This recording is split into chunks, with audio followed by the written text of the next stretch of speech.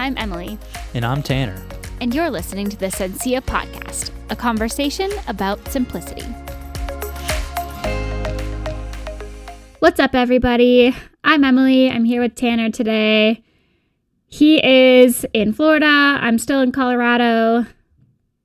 We were able to see each other a couple weeks ago, but we're back apart for another month. So we're chatting over Zoom right now. We're going to talk to you today about how we went about finding our good enough cruising sailboat. And what we mean by that is just we went through this whole process of searching for a boat and figuring everything out from scratch since we had no experience at all at the very start of this. And we just found out that, finding a perfect boat is kind of unrealistic, but we ended up finding the perfect boat for what we need for cruising the Caribbean next year. So we wanted to chat about the experience, kind of the craziness of what we went through, and then give you a framework for how you might do the same thing if you're looking to find a boat. So we kind of broke it down into some steps. We like to lay it out for you. So the first step would be, how do you even, know what kind of boat you want? If you're starting from scratch, it might be pretty tough to figure out all the things that you might need. The second step is finding the boat and where to look and how you're going to go about finding options for what you need and where you are. And then the third step would be what you do once you actually find a boat that you're interested in. So I'm here with Tanner. He is kind of an expert in this. Like I said, I'm living in Colorado, so he was doing all the work. I was here kind of just looking online and trying to find things through pictures, but he kind of got to see stuff in person. So I'll let him talk to you about where we started. All right. So first thing, happy birthday. It's Emily's birthday today. Thanks. And I think it's important too. We're laying out 3 steps, but these 3 steps are for part 1. As you know, if you've done this before, or if you've had to find and buy a boat, it can be pretty complicated. There's a lot of steps. So these 3 steps are for the first part, which is the search. We'll do some 2 other parts of the offer and the purchase, which are also pretty complicated. And there's a lot of things that you may not know that you have to do. And I didn't know. So anyways, we'll jump into it for part 1, the search. I guess the first thing to do is just, where do you even start? I know for us, we decided we were going to buy a boat and we were going to start cruising next year. We had a timeline together. We kind of knew sort of how much money we wanted to spend.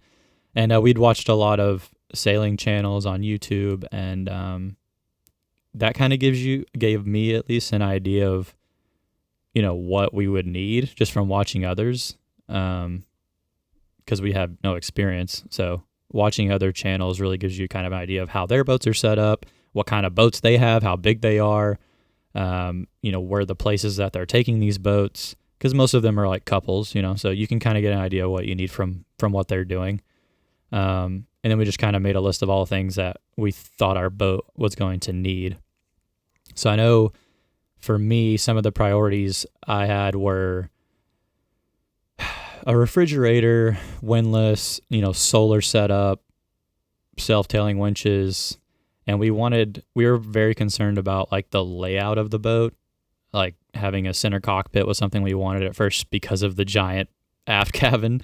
We wanted a folding table in the cabin so that it was out of the way. I don't like those tables that go around the mast. They're kind of annoying. And autopilot. And so I guess for me, though, at first, I was more concerned about kind of the layout and the comfortableness of the boat and less concerned about the systems of the boat.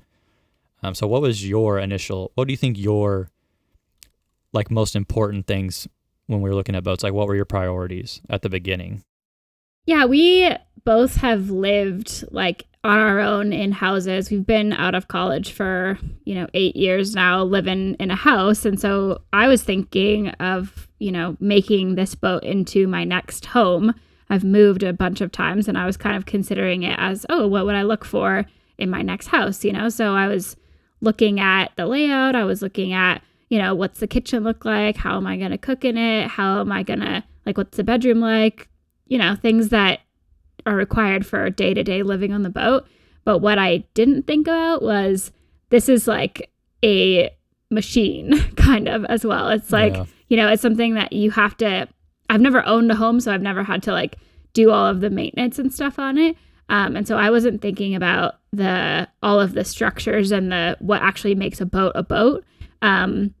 So like just looking at boats online, all you see is photos of like the layout and the sails and like how everything looks. And, a lot of the boats look really run down. And so obviously I was like, oh, I don't want a boat like that. So it was a lot of cosmetics at the very beginning for me because I just didn't know anything else about boats. I think that's probably how most people start, unless they know, they've owned a boat or have been around it. They probably do the same thing, I would imagine. Most people look at it and they think the cosmetics is the first thing you see. So if it's a nice clean, everything's, got nice cushions and it looks pretty, you're like, oh, it must be a great boat, but it could be terrible. It's actually, as we learned over time, obviously that's not the most important thing. But yeah, so those are kind of our priorities. That's a lot of things, but we kind of knew we needed those things or wanted those things. And we knew we weren't going to get everything. We made like a nice to have list as far as like all the things we would, if it was our dream boat, but we knew that like the boat was going to need work no matter what boat we got. Yeah. So we weren't expecting to have everything we wanted right from the very start. Yeah. So we had like our initial list of things that we, thought we wanted to, or nice to have, and then we kind of started to rank them and base it on what our budget was. The budget was the real kicker because I don't think we knew how much things cost when we first started out. And once we made a budget, we could be like, oh, actually, like we have to kind of delete some of the things from our list that realistically we're not going to get within the budget that we set for ourselves, right? Yeah, and I think you kind of have to be, I don't think we thought about the upgrades or just the general work that has to be done normally. It's just going to depend on what condition the boat's in when you receive it or purchase it. Sometimes you may pay more money and have less things to do to get it ready to go. And then, sometimes you may pay less money but you're going to have some work that you have to do and you're going to put money into it anyway. So absolutely. It's kind of, there's a lot of variables with that, but it's definitely something to keep in the back of your mind that just that cost that you see is probably not realistic. A lot of things are gonna depend upon condition of a lot of different things, So that initial price line, we've spent quite a bit of money that, we probably weren't. We kind of were expecting, but I mean, maybe not at the beginning. We didn't think, oh, we're gonna have to put thousands of dollars into a boat. Like we were thinking, well, we'll spend this much money because it's our budget, and at the end of the day, we actually went quite a bit lower than our budget. But then we've actually upgraded a lot of the boat to maintain our budget.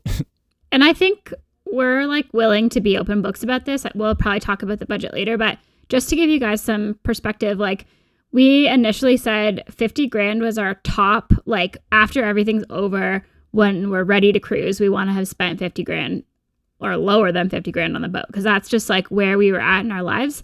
And so initially we were looking at boats that were like within the 35 to 40 range. Cause we were like, oh, that'll give us like 10 grand to play with as far as like upgrades.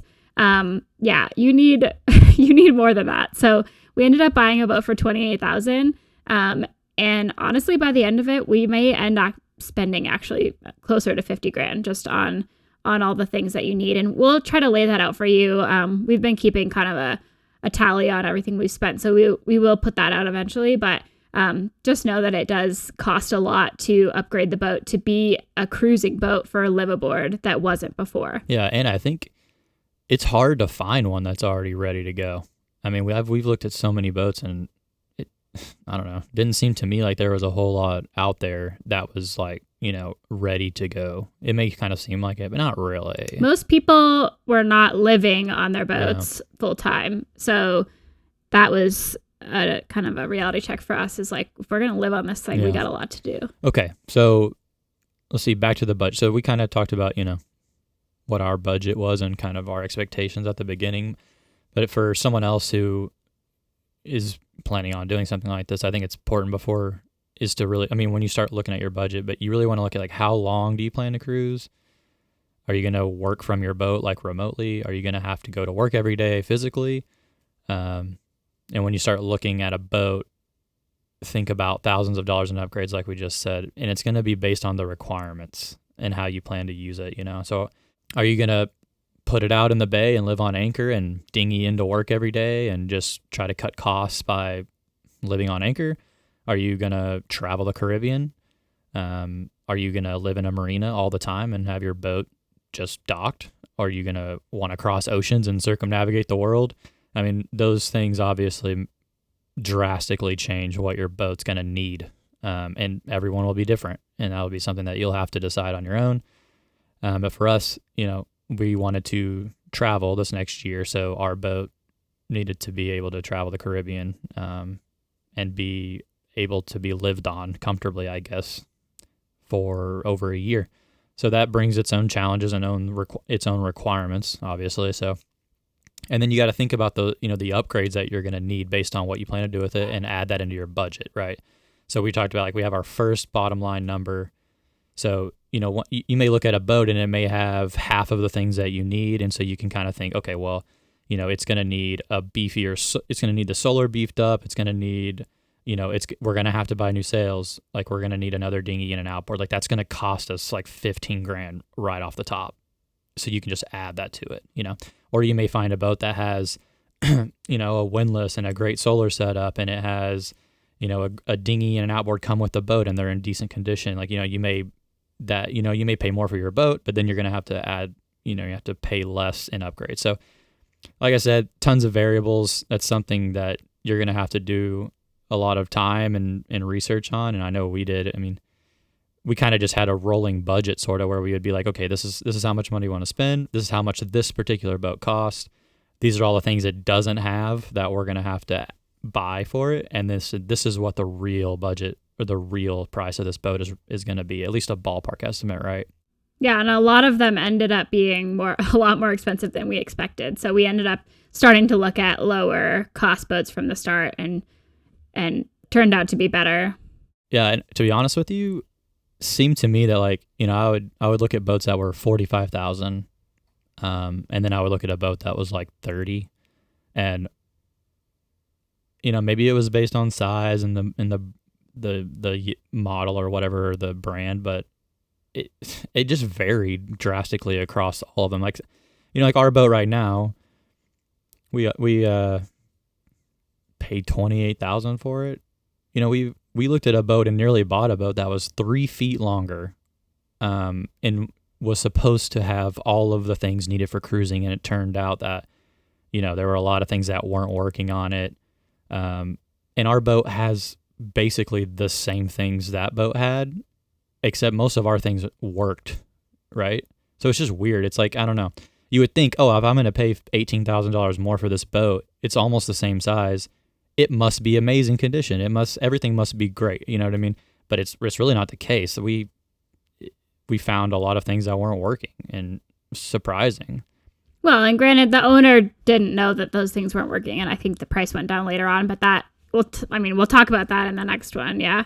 Yeah, and they had cruised it hard. They had been sailing that boat hard for the last several years. So of course things are going to go wrong. And I think he wasn't able to fix some of them before we sold them. But I'm just saying, every boat's so different. Like it can just really depend. Yeah.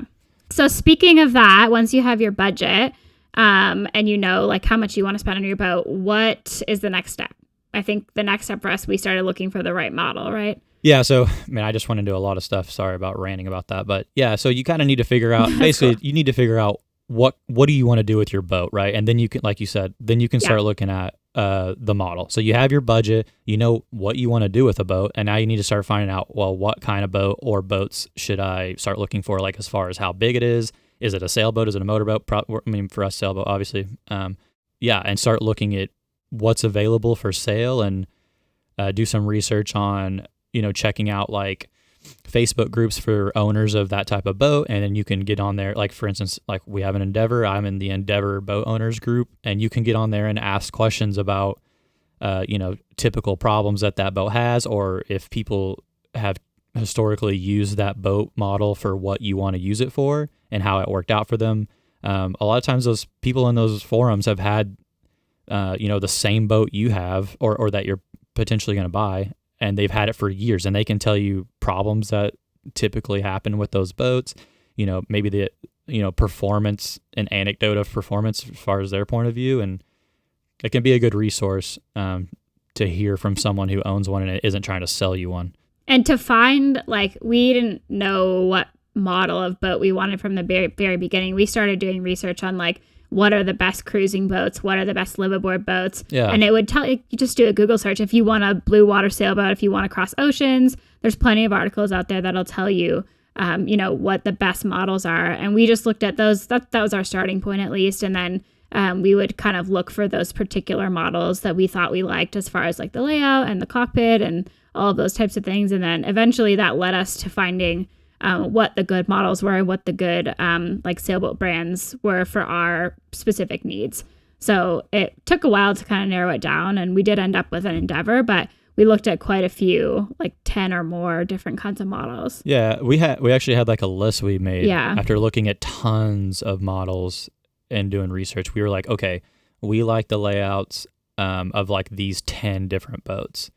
And so we just had a list, and I would scour the internet all the time trying to find one of those model boats for sale, because I knew, this is the type of boat we want. This is a good layout, at least from the layout, then obviously you're going to see the condition of the boat, but we had an idea of what we wanted.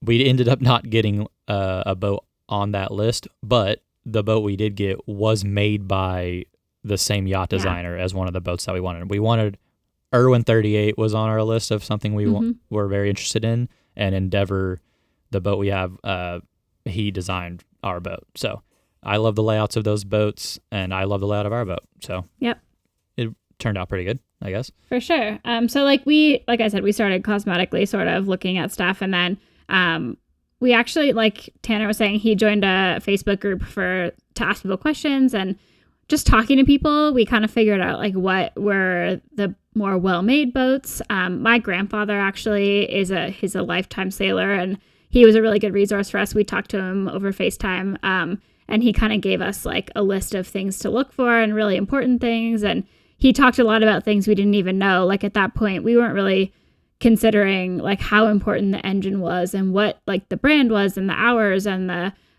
different systems on the boat and how they worked. And so he brought to light a lot of the really important actual like boat systems that we started then to think about a lot, and that actually became even more important to us than any of the cosmetic things that we initially wanted. So talking to people who know what they are talking about is huge. If you don't have a close relative like I did, like even just going to marinas, talking to, you talked to the surveyor a bunch, and there was just people that kind of came into our lives that knew a lot more than I did, or than either of us did really. And we started to talk to them and learn more and more and more as we were going through this process. Yeah, and I'll say like personally, at the beginning when I didn't know literally anything, and I'm not going to act like I know anything now, but maybe a little bit more than I did at the beginning. For me personally, my priorities changed. At first they were mostly cosmetic, but now they're completely shifted away, and I don't really even care about the cosmetics. Mostly it's all about the systems,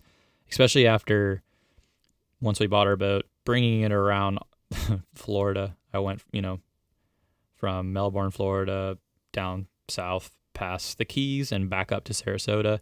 It's like 450 miles. After that little trip, I have really come to like understand and like value the quality of the systems you have on your boat, the functionality of, the different things. And I didn't care at all about the cabin layout on the way here. I promise you, I was much more concerned about the engine functioning properly, sails, the way the lines are run to the cockpit so that I can do it myself, like things like that and solar and things that are important, way more important than like the interior.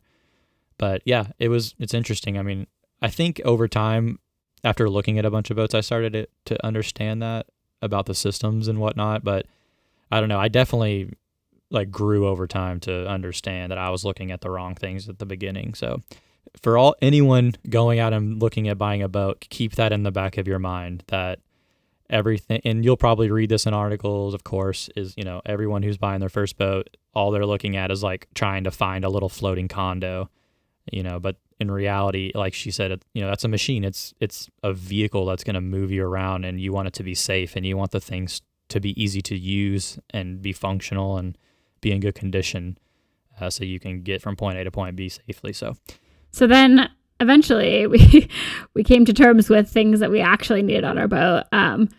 That was kind of just an overview of how we got there. It's going to be different for everyone.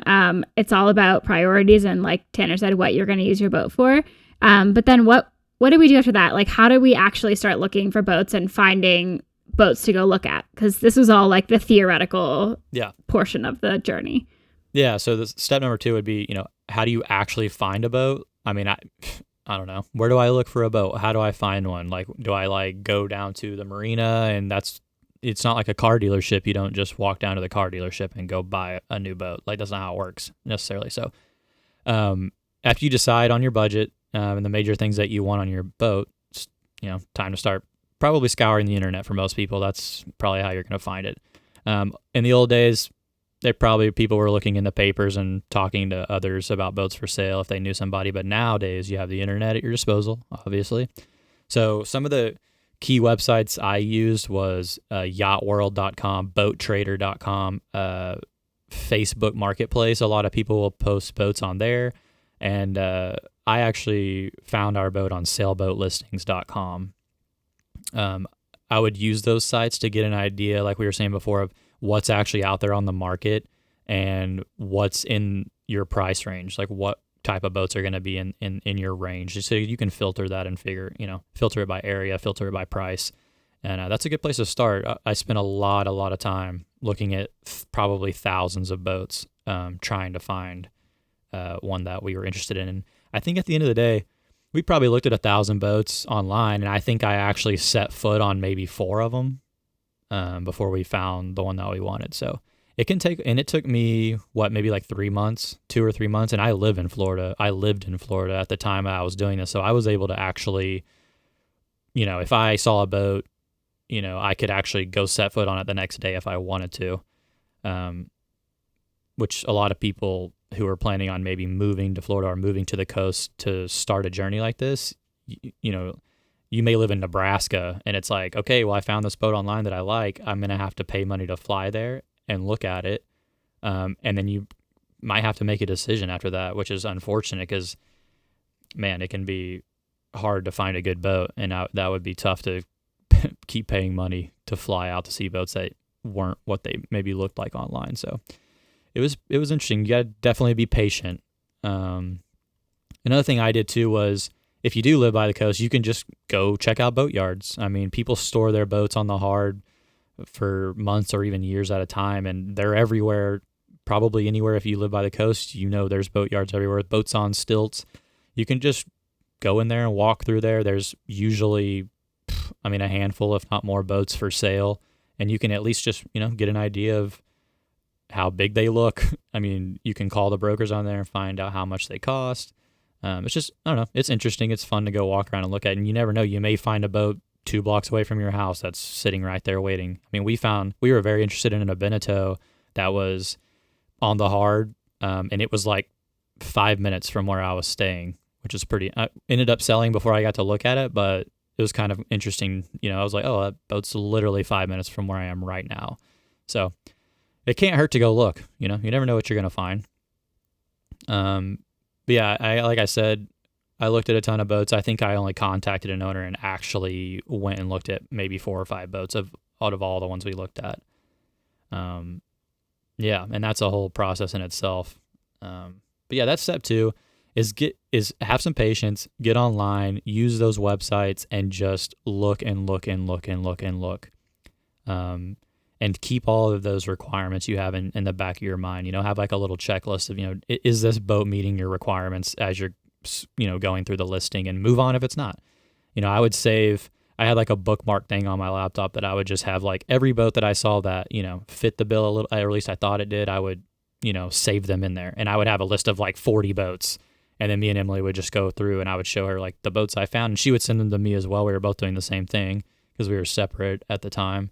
And we would just go through and talk about them. And I think we actually found the Endeavor listing when I was in Colorado, right? I went to visit in, I think, September. And I was just like looking online. I was like, hey, look at this boat. It looks pretty sweet. I think we were on our way to Aspen, right? When I called the guy and talked to him about it. Yeah. I would say probably like every spare second both of us had during those 3 months, we were online looking at boats. So it was like constant even when we were walking around together, looking at boats. But yeah, that it was weird because Sailboat listings was like kind of something we hadn't looked at before. It was a kind of a hidden gem sort of. And we did realize if you are looking at Sailboat listings, a lot of the boats on there are already sold. And they just are like on there still. We just happened to get lucky and this one wasn't sold yet. So yeah, it seems like they're less like brokered yachts. yeah. Like you're dealing with more private sellers on there, I believe. But yeah, hey, what do I know? I don't know. But our guy was a private owner. We didn't have to deal with a broker for this one. So it was cool though. I mean, definitely a hidden gem. Another thing I noticed as we were looking at boats online, like some of them would have the full specs all listed on there, like on Facebook Marketplace or Yacht World or something. They would have like everything on there, like the hours on the engine and the solar power and everything. And others had literally nothing. So you might have to contact the person and ask, and you'll have to know what to ask. Because some of the people we contacted, we had to like pull information out of them. They didn't know how many hours were on the engine, or like they had to go find out certain things for us. So that first step of like knowing what you want is really important, because it's not always going to be readily available, the information on every boat. So that was something I noticed as well. And this one, obviously, we talked to the guy on the phone, and he was really personable. He answered all our questions, and he didn't know some of the answers that we wanted, but he was able to give us the information that we needed. So talking to the people who are selling it is another big thing. You're not going to find everything online. Oh no, definitely not. And I think I'll come back to that a little in step 3. So step 3 is going to be, what do you do when you find a boat you're interested in? So you've got online, you've walked some boat yards, you find a couple of boats that you want to go look at. So what do you do next? How does that process even work? And, maybe I don't do this right, but this is how I did it. You call the broker or the owner on the listing, and then and set up a time, if they're showing the boat, when you can come take a look at it. I would do some research, like I said before. You're already been doing research on different types of boats and models, but once you see this boat, the model, the brand, start looking online and finding any problems that specific boat has had historically, so that you can maybe try to nail those down first thing when you start looking at the boat. Once again, join Facebook groups for the owners of that type of boat. And then I also read a book, which is pretty amazing. It's called Inspecting the Aging Sailboat by Don Casey. And I'm going to put an affiliate link in the show notes, as well as if we write a blog about this, it'll be there as well if you want to check it out. It's really cool. I read it twice.